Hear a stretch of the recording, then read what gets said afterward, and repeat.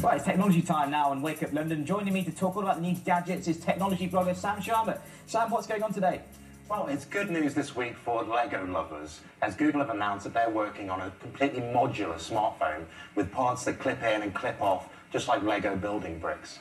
It's called Project Ara, and it should be out sometime next year. And basically you can upgrade and replace all the different parts, including the camera, the battery, and the display. It's actually targeting the billion or so people who can't afford the latest smartphones. So it'll be really cheap when it does come out, starting at about £30 for the base unit. Oh, wow. Obviously, you buy parts on top of that to upgrade as you go along. It's called Project Ara. You should check it out online. It looks fantastic. So you can just add bits on as you please? Yeah, so if you're like a big photography lover, you can get a great camera and a flash and just change it as you go along. Sounds like a nice idea. Yeah, it's cool. So next up we have a way to stop TVs from a way to stop TV spoilers, essentially. Well, you know what it's like if you're an episode or two behind the TV series and some big mouth ruins it for you on Twitter or Facebook. Many a time that happens, isn't it? Exactly. If you're a Game of Thrones fan and you just don't want to ruin the ending for yourself, there's a Google Chrome extension called the Silencer. Oh. It sounds ominous, doesn't it? It does, doesn't it? How it works is you tell the extension the TV programs or the keywords you want to avoid, and it hides those Facebook or Twitter posts for you.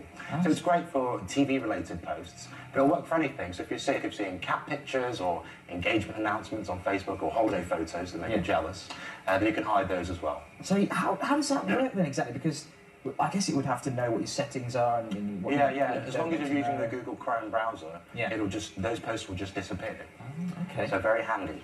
Yes, indeed, yeah. And the next one we're talking about is something to do with wearable eyes. So this is fascinating. Eyes. Well, it's fascinating. It's a little bit creepy as well. So last week, Google Glass had a one-day sale, and all of the units sold out on that day. So if you didn't get a pair, Gav, don't worry.